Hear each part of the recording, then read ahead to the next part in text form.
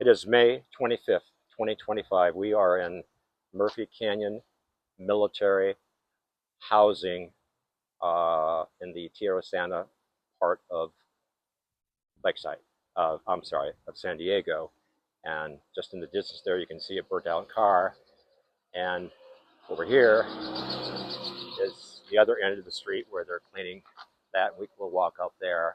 We've got plenty of film on that. But we're here to uh, we're very happy to have a gentleman here that lives right across the street. I should say off the street here. And your first and last name, sir, My and name who are is you? name is Ryan Wright. Ryan Wright. Is that W-R-I? WRIGHT. Okay. And you are Navy or Marine? Navy. Navy. Okay. And what do you do in the Navy, or your rank? I'm an E6. I don't know what that means. My rank is E6. Oh, okay. All right. And so we're just a few blocks away from the crash site. I actually was able to determine that, and with some people telling me too, that the plane and some sources it hit power lines, and aircraft doesn't usually survive hitting wires for a lot of reasons, and it basically scraped and chafed and broke the retaining wall of the house across the street from the actual site where the plane crashed into the garage. I don't know if you've been over there, but all the blocks, they had, it was a hazmat thing too, and they cleaned it up. So it must have tumbled from the wires, which in the background you can see the wires. So I've got that in my other film, sadly. And then we're here to talk to you. So it was about 3:35, 3:36 a.m. And I know you've probably talked with your neighbors and talked with your friends and talked with your command and read everything about this. What do you think happened, and what did you hear, and how did you react? Now you're military, so you're going to react. Did you Yes, see fire? I did. First woke up around 3:30, 3:45 ish, and that was just normal time to go to the restroom at that time. And I heard a loud boom. Came outside and saw the fire, and You saw the fire from. I saw the fire coming down from that street. So was that probably the fuel leaking Uh, down? it had to have been the Okay, fuel you didn't leaking down. know what it hit at that time, right? But you know you had fire, and you got on Yeah. the phone, or what happened Still, next? You got your family together, and I woke up the family, and then as soon as I got them up, they were starting to get things ready. I came outside. I called 911 to make sure everything was going, or that it was reported, and it clearly was. A lot of people had already called 911. She just told me to say, "Hey, what do you see?" Reported what I saw, and just started knocking on neighbors' doors, telling them to get up and make sure that they were okay, because didn't want anything happening to them. And then after that, shortly after, the fire department and the police department, they responded as quick as they could, which was pretty fast. was it pretty And fast? We'd say a it couple of was minutes. very fast. And they started putting out fires and had it down. And I think that's the reason why there wasn't any military housing lives lost in that. It's because of their quick response and how they did that. And I praise them and glad for them, and they know how to do their job, and it was pretty awesome to see. And so here's the street here, where I guess that's the other end is Scuffle or whatever it's called. Sample. Scuffle. Okay. And so in order to have that car on fire, either something flew in the air from the aircraft, or the jet fuel, which is, I believe, 100 octane and it's beautifully blue. I used to be a helicopter in school. Uh, it flowed down and just started igniting cars. Yep. And they have been moving cars. There's a tow truck on the other side. They're moving cars out. Gotcha. And I guess this one is not so strategic to be moved out right now.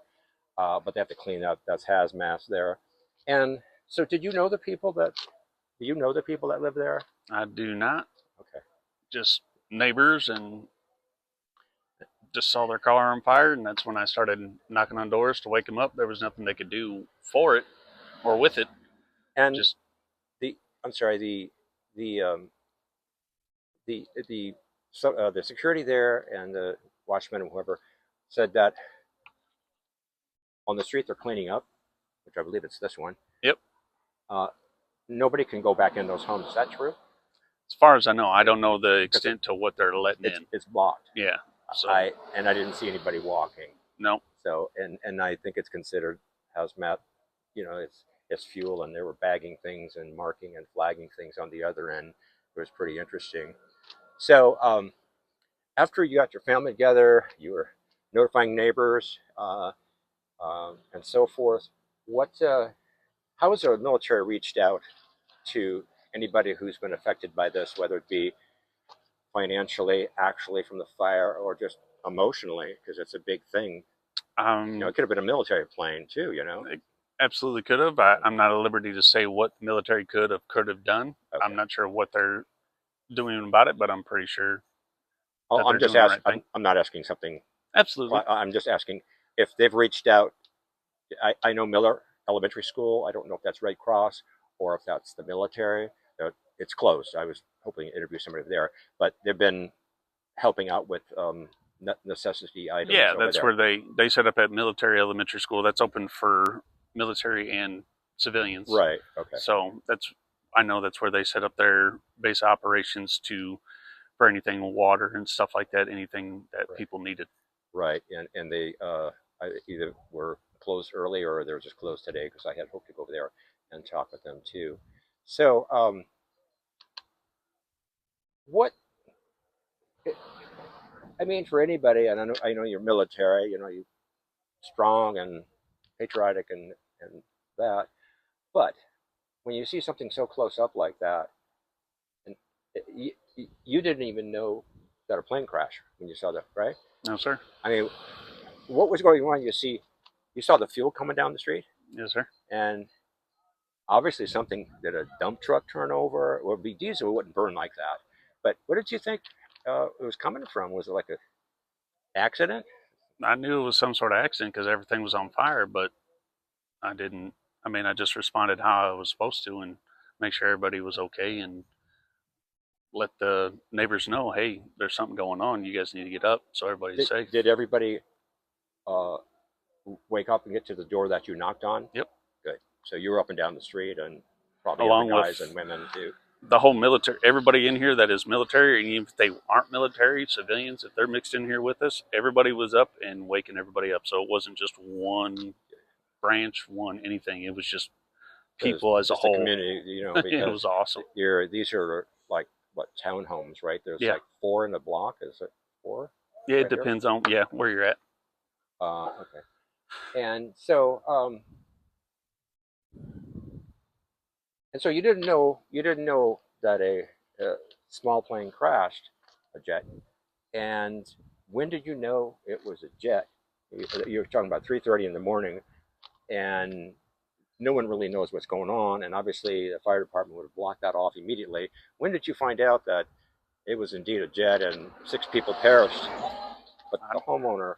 I didn't find out that till next day, today. Like, we didn't find out details. You hear onesie twosies, but I never give anything into the news. I want to hear something that's concrete. Right, And exactly. we heard that it was a jet, and then onesie twosies came along, and that's when we heard it was some music producer or something like that. I don't want to give false information or anything like that, but that's what we heard it was. Yeah, So there was no concrete evidence. I didn't know who it was or what it was. It didn't really matter. It was just doesn't matter who it was or what it was. It was just making sure everybody was okay. right. Okay. Well, I want to thank you for your time, and I'm just going to go over there while I just have this running, and I'm going to see how far this will show. Would you take one of my cards? I looked, and Oh, you gave me one. well, oh, I gave you one. Yeah, Yeah. and, this will be on tonight. Okay. Probably late, and I want to thank you for your time, Absolutely. and of course your service. I appreciate All right. it. Thank you. And thanks for hitting my car. Okay, well, I couldn't think of a better person and a better job than someone in the military. My whole family is going back to the Civil War, World War II, the Korean War, Vietnam, Iraqi, during freedom, whatever you call that. All siblings and father, and my father was in the World War II Wow. on a destroyer on the the Atlantic, and then during the Korean War, which is kind of silly. I mean, not silly. It's kind of odd. He couldn't find a job, so he joined the Coast Guard when he landed. The ship landed in Charleston. He met a Southern belle who became my mother, and but he couldn't find a job, so he joined the Coast Guard, big Coast Guard station, you know. And you think Coast Guard, well, they're mostly coastal Hawaii. They don't really go foreign countries, right? However, his job was on a Coast Guard cutter, and he would uh, his boat would go up. His ship would go from all the way down to Cuba, which was free then, all the way down to Cuba to the northern province above New York. That's Canadian, up and down, because they didn't know if the Koreans were working with the Chinese, and they had subs. Chinese had subs, you know, obviously a long time. They had subs, and he'd go up and down the coast. So, and honorable discharge. So, anyway, that's not about them. It's just I honor them and I like it. my brothers, and I'm at the VFW at Lakeside all the time. I have an event tomorrow. They're retiring. The Boy Scouts are retiring flags, I like that. and I'll be there tomorrow. Thank Right you. on. I'm going to walk Absolutely. over. God Thank you. bless you. Thank you. Alrighty. Have a good one. Alrighty. Okay, we're going to walk over here. Oh, you want your mic? What's that? Oh, microphone. You can just stick it in there. Thank you so much. All right, so we're walking over here now. This is the other end of the road that they're doing the hazmat cleaning. So there's a lot of looky-loo people, but that's human nature. They're coming out, looking around. So that was a good interview with that gentleman. He definitely heard it and knew it. Oh, here's some more burned out cars. Holy moly.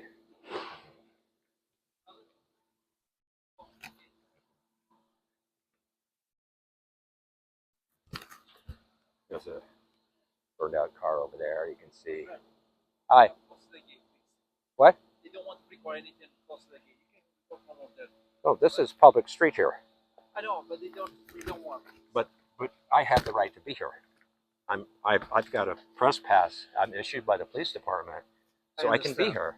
But they I could be right here. just, I mean, yeah, over there, that's fine, but not close to the gate. Yeah. Okay. Yes. I mean, this is all. I I understand. That's how my supervisor says. So. Okay.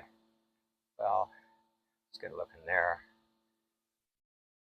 All right. So. Appreciate that, bro. All right. Well,